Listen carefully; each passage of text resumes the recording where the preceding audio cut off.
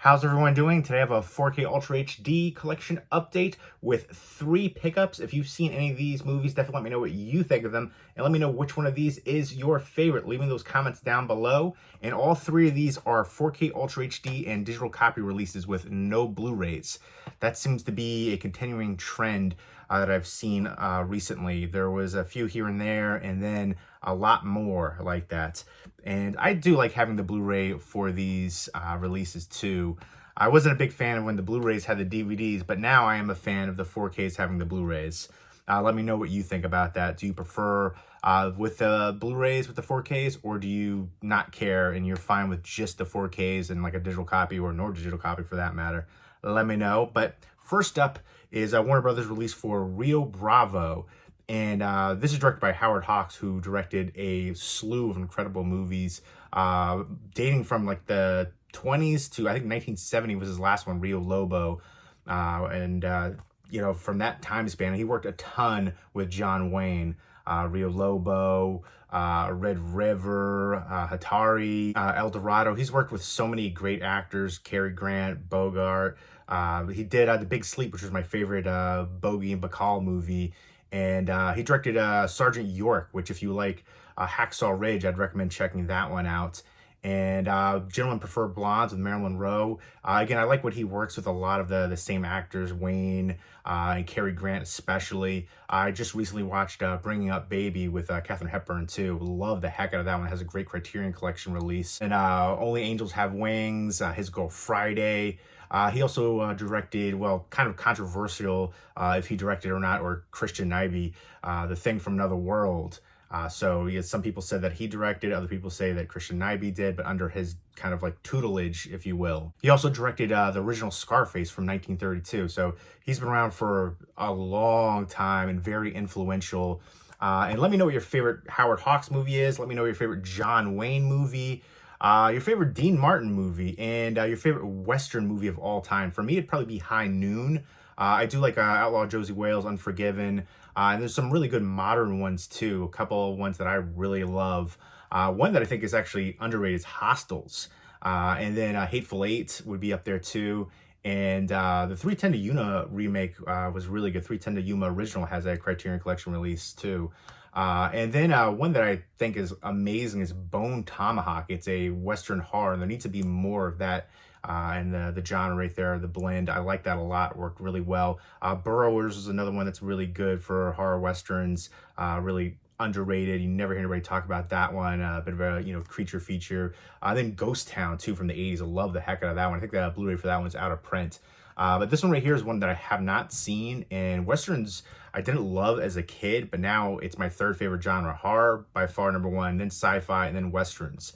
But this one right here is, I feel like this theme that we've seen before, where there is a murderer being held in jail, and then the sheriff and deputies trying to make sure that he gets to his trial, and then a bunch of outlaws trying to spring him from jail. And this one right here also has Ricky Nelson, who was a singer in that time period, and also has Angie Dickinson, who is the love interest for John Wayne's character right there. And I'm pretty sure Dean Martin plays like a drunk character. And Dean Martin's played a drunk character a couple times in different movies. And I've seen clips of this before, and his performance right here, from what I've seen, reminds me a bit of Victor Mature from My Darling Clementine. I feel like he could have played a really good Doc Holliday, especially also seeing him in like Sons of Katie Elder and a few other Westerns. I just feel like he would have been really good in that role. My Darling Clementine, which also has a nice Criterion Collection release. And I watched The Sons of Katie Elder recently with John Wayne and Dean Martin, both in that one too. But this one has a really good cast. Definitely excited to check this one out. This one is one that I've heard about for a long time. So very excited for that one. And another Warner Brothers 4K release is East of Eden. And I'm looking forward to Enter the Dragon coming out next week, I believe, from Warner Brothers on 4K. They're releasing a ton of great catalog titles, some classics on 4K. And this one's adapted from John Steinbeck's novel, and it's directed by Elia Kazan, who directed some amazing films too. Face in the Crowd, which has a really good performance from Andy Griffith and has a nice Criterion Collection release, which is kind of a running theme for a lot of these movies that I'm talking about. But On the Waterfront, which is just an all-time classic, one of my favorite movies. Streetcar Named Desire, Stella. And then, obviously On the Waterfront has a great, memorable line too. It could have been somebody, could have been a contender. I always mess that line up a little bit, but it's such a classic line. And Panic in the Streets, which is a really good film that I think is underrated, kind of dealing with pandemic, trying to find this one guy who's infected. Love that one so friggin' much. Palpable tension in there. But this one right here has James Dean, and let me know what your favorite James Dean movie is, your favorite Elia Kazan movie, your favorite John Steinbeck adaptation. James Dean was really only a lead in 3 movies: Giant, East of Eden, and then Rebel Without a Cause. He did a bunch of TV work and stuff like that, but obviously he passed away at a young age, and he just was this huge, meteoric rise and big star, but unfortunately didn't have as long of a career as he should have.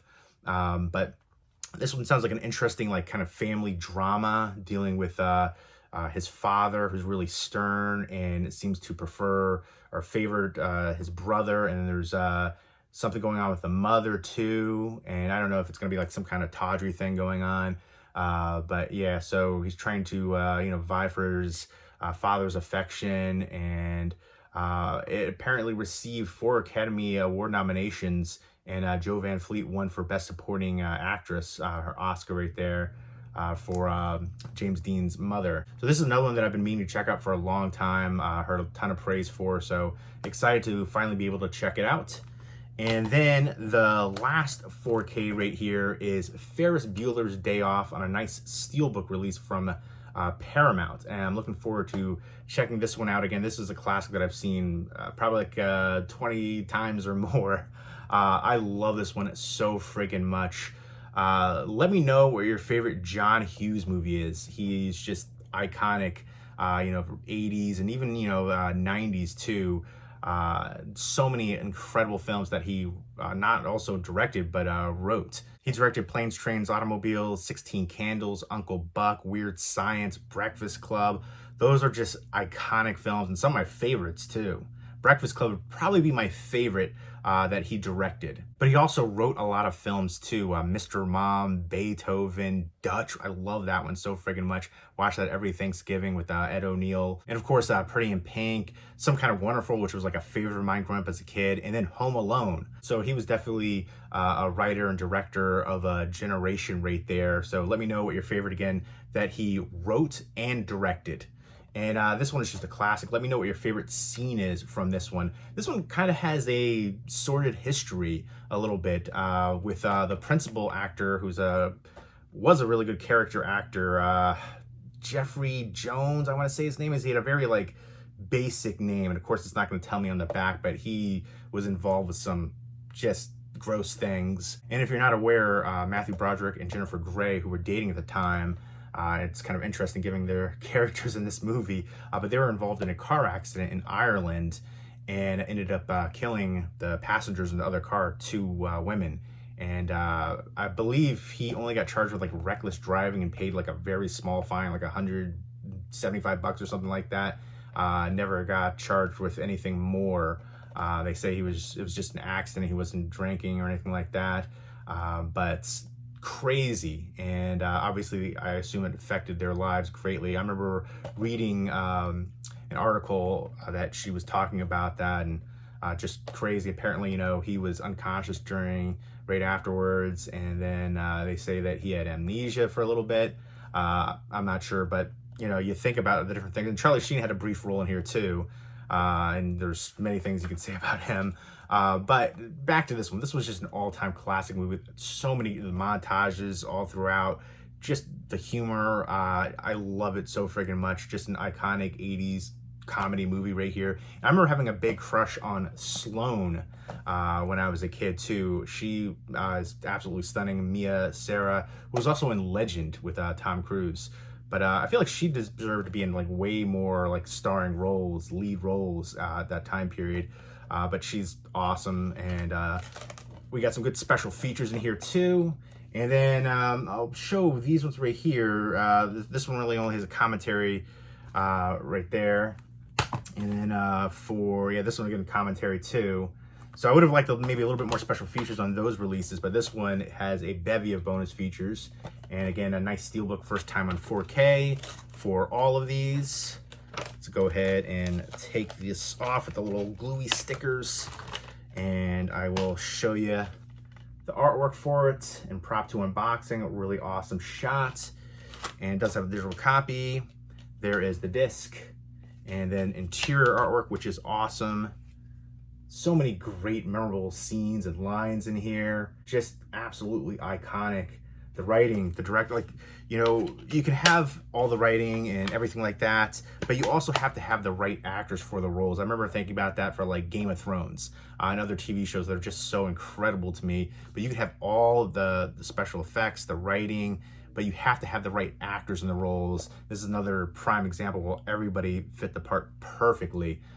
So definitely happy to add this one to the collection. Beautiful looking Steelbook. Excited to check out the transfer for it and revisit this one. Definitely an all-time favorite. So there you go. Those are the 3 4K titles, all new releases. Let me know if you've seen any of these and what you think of them, and let me know which one of these is your favorite. Leave me all those comments down below, and hope everybody's doing well. Take care.